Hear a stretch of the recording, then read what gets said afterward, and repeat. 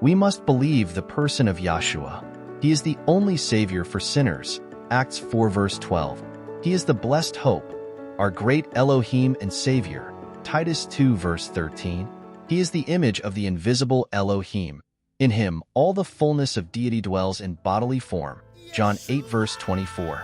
Colossians 1 verse 15 and 2 verse 9. He is the only mediator between Elohim and man, because he alone is Elohim's perfect man. 1 Timothy 2 verse 5. He is the way for those who are lost. He is the truth for those who are deceived. And he is the life for those who are spiritually dead. John 14 verse 6. We must believe the work of Yahshua. He lived a perfect and sinless life so that Elohim could justify condemned sinners with his righteousness. Romans 3 verses 21 to 26. 2 Corinthians 5 verse 21. He makes believers perfect forever. Hebrews 10 verse 14. He testified to the truth so that truth seekers will listen to him. John 18 verse 37. He bore his people's sin in his body on the stake. 1 Peter 2 verse 24. He has forgiven the sins of all believers and canceled their eternal sin debt. Colossians 2 verses 13 to 14. He reconciles believers to Yahweh. 2 Corinthians 5 verses 18 to 20.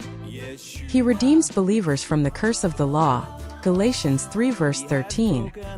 He saves forever those who draw near to Elohim through him, since he always lives to make intercession for them. Hebrews 7 verse 25. He gave his life as a ransom for many. Matthew 20:28. He satisfied divine justice as the perfect sacrifice for sin. 1 John 2 verse 2. He shed his blood to purify his people from all sin. 1 John 1 verse 7. He died once for all sins to bring believers to Yahweh. 1 Peter 3 verse 18. He offered himself as the one sacrifice for all sins for all time. Hebrews 10 verses 10, 12, 18. He saves believers from divine condemnation. Romans 8 verse 1. He delivers his people from the dominion of Satan. Acts 26 verse 18. He rescues believers from the domain of darkness and transfers them into his kingdom. Colossians 1 verse 13. He was resurrected from the dead, giving every believer a living hope and an inheritance in heaven protected by Elohim's power. 1 Peter 1 verses 3 to 5.